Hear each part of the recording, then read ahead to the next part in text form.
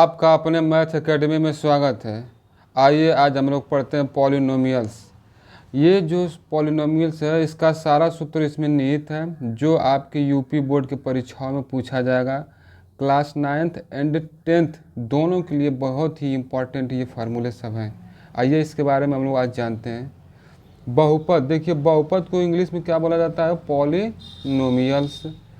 कहता है कि पॉलिनोमियल्स जो होता है, पॉली एक यूनानी शब्द है जिसका अर्थ है बहुत से, और नोमियल्स का अर्थ है बीजीय व्यंजक, अर्थात बीजीय व्यंजक जिसमें एक या एक से अधिक पद होते हैं और हर पद में चर, गुणांक और घात होती है, उसे क्या कहते हैं हम लोग?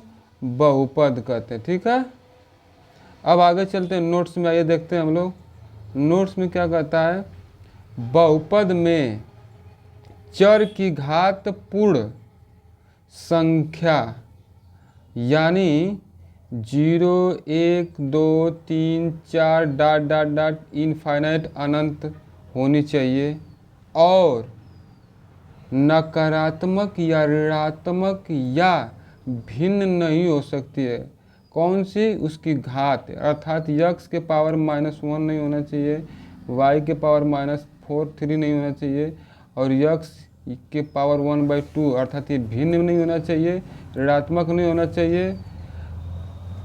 अगर ये भिन्न, ऋणात्मक और भिन्न में होगा तो ये क्या कहलाएगा? आपका बहुपद नहीं कहलाएगा। जैसे में देखिए क्या है, px बराबर a0 plus a1x plus a2x square plus dot dot an x to the power n एक बहुपद है जहाँ पर a0, a1, a2, an वास्तविक संख्याएं हैं, जिनमें a0, a1, a2, an क्या है? गुणांक हैं बहुपद के। अब चलते हैं बहुपद की घात किसे कहते हैं। बहुपद की जो घात होती है बालक, वो डिग्री ऑफ पॉलिनोमियल्स इसको इंग्लिश में बोलते हैं। कहता है कि बहुपद में सबसे बड़ी घात वाले पद के घातांक को उसके बहुपद की घात कहते हैं। अर्थात कहता है कि अगर कोई बहुपद दिया है तो अधिकतम जो घात होगा बालक, उसी को क्या बोलेंगे? बहुपद की घात। जैसे में दिया example 2x³ plus 3x plus 2 में अधिकतम घात है, अर्थात 2x के पावर 3, अर्थात बहुपद की अधिकतम घात क्या है? बड़ी घात 3। तो जो बहुपद में, जो समीकरण में सबसे बड़ा घात दिया हो पावर, वही आपका बहुपद क्या कहलाता है? घात कहलाती है। ठीक है, अब आइए बहुपद के प्रकार पढ़ते हैं। बहुपद के प्रकार, टाइप्स ऑफ पॉलिनोमियल्स। कहता है कि बहुपद दो प्रकार के हैं। कितने प्रकार के हैं बालक? दो प्रकार के हैं। पहला जो होता है आपका घात के अनुसार, दूसरा पद के अनुसार। तो घात के अनुसार बहुपद कितने प्रकार के? 4 प्रकार के होते हैं। पहला जो होता है आपका रैखिक बहुपद होता है, जिसको बोलते हैं लीनियर पॉलिनोमियल। दूसरा जो होता है आपका द्विघात बहुपद, जिसे बोलते हैं क्वाड्रेटिक पॉलिनोमियल्स। तीसरा होता है त्रिघात बहुपद, क्यूबिक पॉलिनोमियल्स। चतुर्थ घातीय बहुपद जिसको बोलते हैं बाई क्वाड्रेटिक पॉलिनोमियल्स। कहता है, अब ये देखिए पद के अनुसार, अभी घात के अनुसार 4 प्रकार के, पद के अनुसार कितने प्रकार के? 5 प्रकार के होते हैं। एक पदीय बहुपद जिसको बोलते हैं मोनोमियल्स, द्विपदीय बहुपद बाइनोमियल्स, त्रिपदीय बहुपद ट्राइनोमियल्स, शून्य बहुपद जीरो पॉलिनोमियल्स, अचर बहुपद कांस्टेंट पॉलिनोमियल्स। ये 5 प्रकार के बहुपद जो है आपके पद के अनुसार है। अब आइए पढ़ते हैं बालक माइंड मैप, अर्थात इसको आप दिमाग में अपने सेट कर लीजिए और ये इसे पूरा बहुपद का सार मिल जाएगा। बहुत ही शानदार तरीके से इसको बॉक्स में हमने पैक किया हुआ है। बहुपद के अनुसार, घात के अनुसार बहुपद, अर्थात घात के अनुसार अगर एक घात होगा तो उसे एक घातीय बोलते हैं, 2 घात होगा तो द्विघातीय। वही सारा इसमें एकदम निहित सार बनाए हुए हैं। कह रहा है कि घात के अनुसार बहुपद, तो एक घात का अगर बहुपद होगा तो उसे रैखिक बहुपद बोलेंगे। जैसे में x - 9 y प्लस 2, यक्स के पावर देखो कुछ नहीं तो कितना घात है, एक घात, y के पास कुछ नहीं तो एक घात।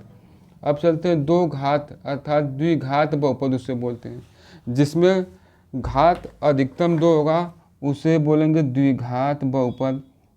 जैसे में 5x स्क्वायर, यक्स स्क्वायर देखिए अधिकतम घात कितना बड़ा 2, तो बहुपद का 2 अधिकतम घात हो गया तो इसे बोलेंगे द्विघात बहुपद। 5x स्क्वायर माइनस 6x का मान 9x स्क्वायर प्लस यक्स 6, तो इसमें देखिए यक्स स्क्वायर का घात कितना है बालक 2, 2 अधिकतम घात है तो उसे कौन सा बहुपद, द्विघात बहुपद कहेंगे। 3 घात अगर होगा तो उसे बोलेंगे त्रिघात बहुपद। 3x square 3x cube plus Y 5x plus Y cube, देखिए यहाँ पे 3 घात है यहाँ पे 3 घात है, अर्थात इसे बोलेंगे त्रिघात बहुपद।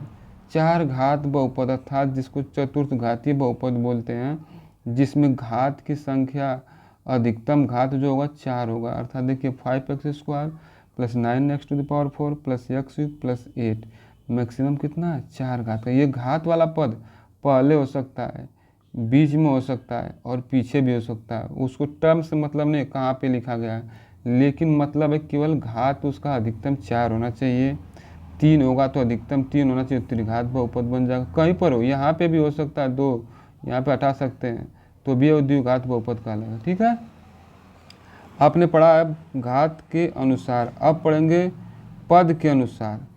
पद के अनुसार 3 प्रकार के बनाते हैं, एक बॉक्स में केवल एक पद, अगर एक पद होगा तो उसे एक पदीय बहुपद बोलेंगे। जैसे में 6x क्यूब कामा 4x स्क्वायर, देखिए यहाँ पे स्क्वायर क्यूब बाई स्क्वायर, उससे मतलब नहीं है आपके कितने पद हैं, गुणा में है तो एक पद कहलाएगा ये, अगर इसको अलग से जोड़ देंगे तो 2 पद बन जाएगा। ठीक है, तो 2 पद जिसमें होगा उसे द्विपदीय बहुपद बोलेंगे। ठीक है, देखिए 3x स्क्वायर प्लस 1, ये क्या हुआ आपका 2 पद हो गए।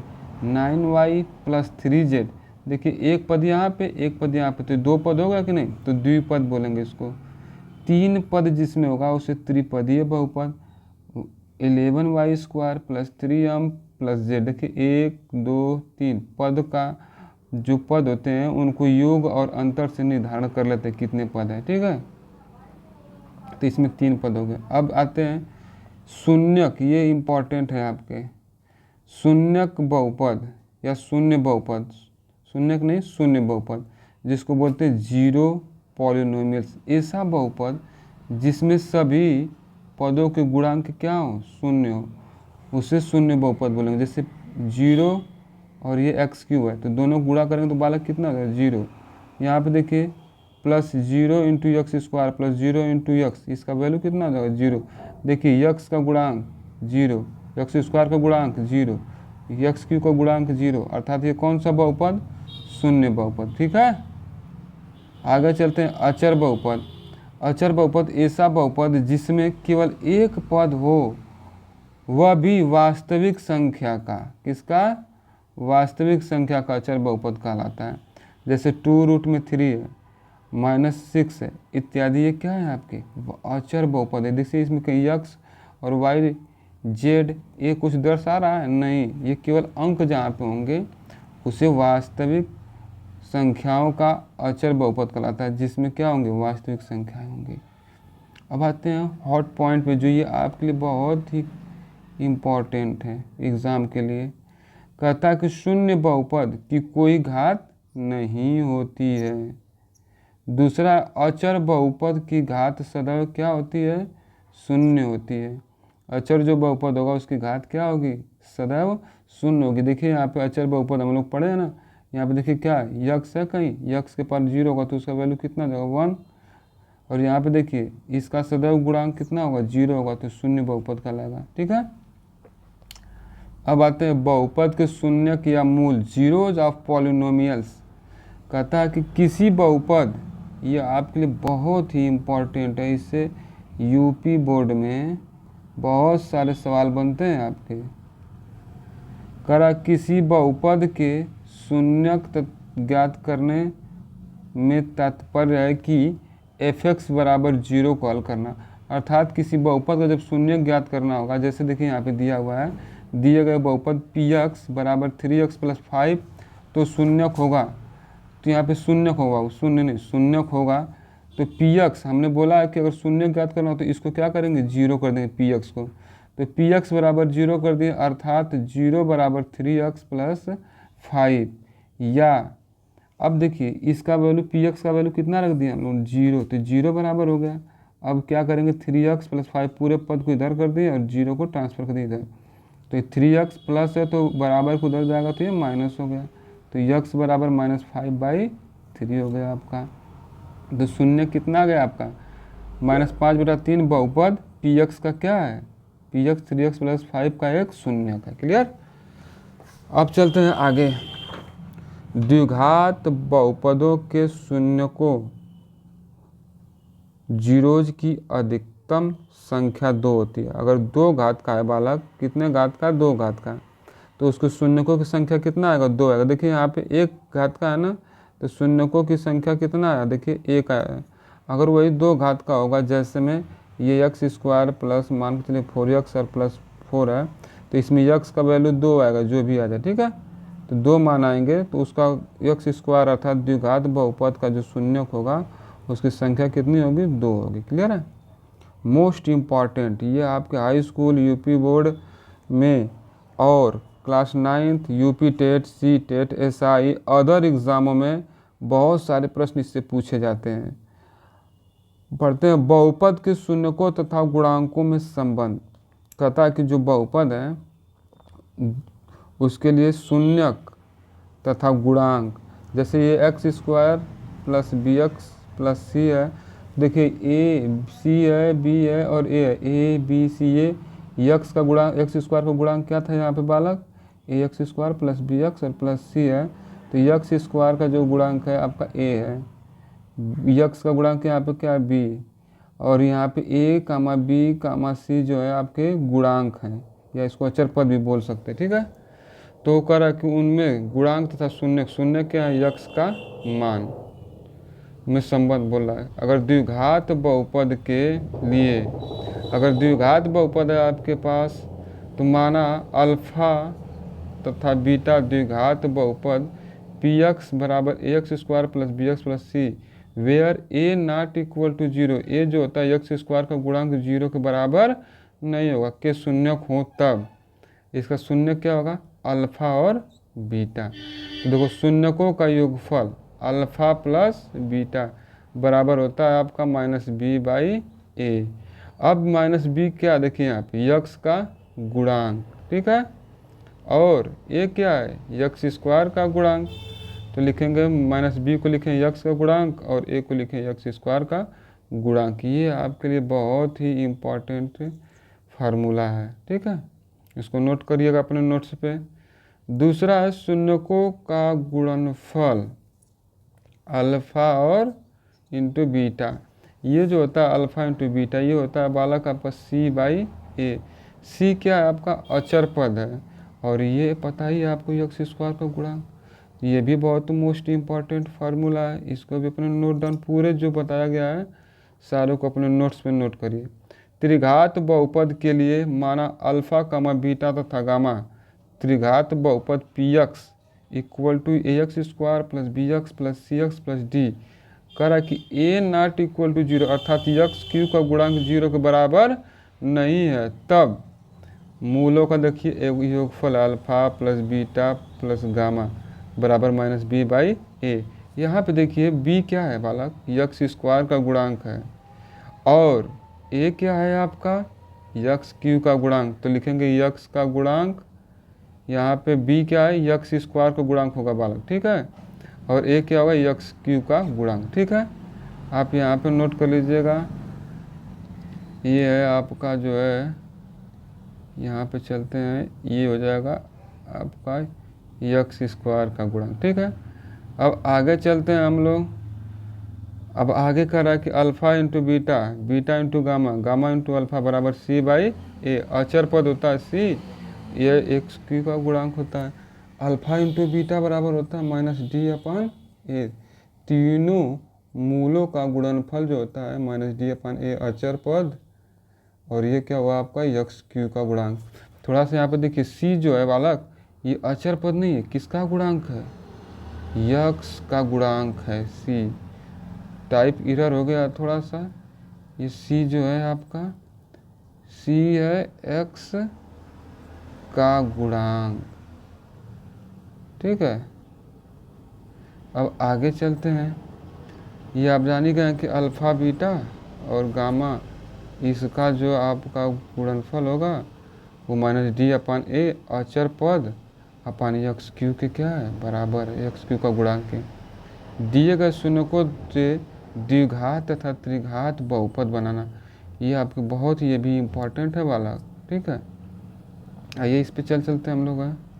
अब कह रहा है कि द्विघात बहुपद के शून्य को अगर अल्फ़ा बीटा है तब द्विघात बहुपद जो होगा x minus alpha x minus beta होगा। तो इसको मल्टीप्लाई जब करिएगा तो देखिए यहाँ पे यक्स का यक्स में करेंगे तो यक्स स्क्वायर हो जाएगा। फिर आप इसका गुणा करेंगे यक्स का, तो मैं थोड़ा पेन दूसरा ले लूँ। ये पेन मैं लेता हूँ, ये ले लूँ कौन सा ब्लैक ले लेता हूँ। ठीक है, आइए यक्स का यक्स में मल्टीप्लाई होगा तो क्या हो जाएगा बालक, एक्स स्क्वायर। अब फिर इसी यक्स का उठाकर बीटा में करिएगा तो माइनस यक्स बीटा हो जाएगा। अब इसी अल्फ़ा का मल्टीप्लाई करेंगे यक्स में तो माइनस यक्स और अल्फ़ा कर सकते हैं। ये माइनस अल्फ़ा है और ये माइनस बीटा है तो प्लस क्या हो जाएगा अल्फ़ा बीटा। तो इसको लिख सकते हैं एक्स स्क्वायर माइनस यहाँ पे यक्स कामन लेंगे तो यक्स कामन लेंगे। देखिए अल्फ़ा को पहले कर देते हैं, ये माइनस है तो अल्फ़ा और प्लस बीटा हो जाएगा और ये प्लस लास्ट में अल्फ़ा इंटू बीटा है ही। तो देखिए x square minus alpha plus beta x plus alpha beta, ये है द्विघात बहुपद के शून्य का अल्फ़ा बीटा, तब द्विघात समीकरण बनेगा ये। ठीक है, अब चलते हैं द्विघात समीकरण का जो सूत्र है, मानक सूत्र है ये बनाना।